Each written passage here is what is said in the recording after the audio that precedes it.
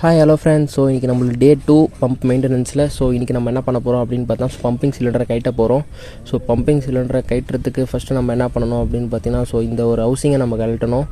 So cylinder பாருங்கள் friends எப்படி இருக்குது அப்படின்னு பார்த்தீங்கன்னா, ஸோ இது வந்து ரொம்ப ஸ்மூத்தாக இருக்கணும். பட் இது நிறைய ஸ்கோரிங் விழுந்திருக்கு. ஸோ இதனால என்ன ஆகும் பார்த்தீங்கன்னா, ரேம் சீக்கிரமாக தேய ஆரம்பிச்சிடும். ஸோ உங்களுக்கு பார் நிறைய வர ஆரம்பிக்கும். ஸோ 300 பாரில் நிற்க சொல்ல பம்ப் நம்மளுக்கு தள்ளாது. ஸோ நம்ம என்ன பண்ண போகிறோம் அப்படின்னு பார்த்தா, ஸோ இப்போ நம்ம இந்த ஹவுசிங்கை தான் நம்ம என்ன பண்ண போகிறோம்னா கழட்ட போகிறோம். ஸோ கிரேனை கூப்பிட்டு ஹவுசிங் இப்போ கழட்டியாச்சு. ஸோ ஹவுசிங்கை நம்ம என்ன பண்ண போகிறோம் அப்படின்னு பார்த்தா, ஸோ அது ஹாட் ஃபேஸிங் பண்ணுற வேலை இருக்குது. ஸோ அது வெல்டர்கிட்ட கொடுக்க சொல்லியிருக்கேன். ஸோ அவங்க என்ன பண்ணுறாங்கன்னா, இப்போ வெல்டர் அடிச்சிட்ருக்கார் ஹாட் ஃபேஸிங். ஸோ அந்த டைமில் நம்ம என்ன பண்ணோம் அப்படின்னு பார்த்தா, புது சிலிண்டர் வேறு வரணும். ஸோ அந்த புது சிலிண்டர் எடுத்துக்கு தான் கிரேனை கூப்பிட்ருக்கோம். ஸோ இதான் நம்ம சிலிண்டரு.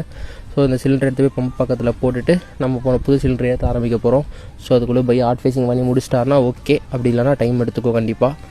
ஸோ அதுவரை நான் என்ன பண்ணியிருக்கேன்னா, பழைய நெட்டெல்லாம் கொஞ்சம் க்ளீன் பண்ணி போடுறான்னு சொல்லியிருக்கேன். ஸோ பையா க்ளீன் பண்ணிகிட்டு இருக்காரு. So காங்கிரீட்டில் set ஆகிருக்கும்ல,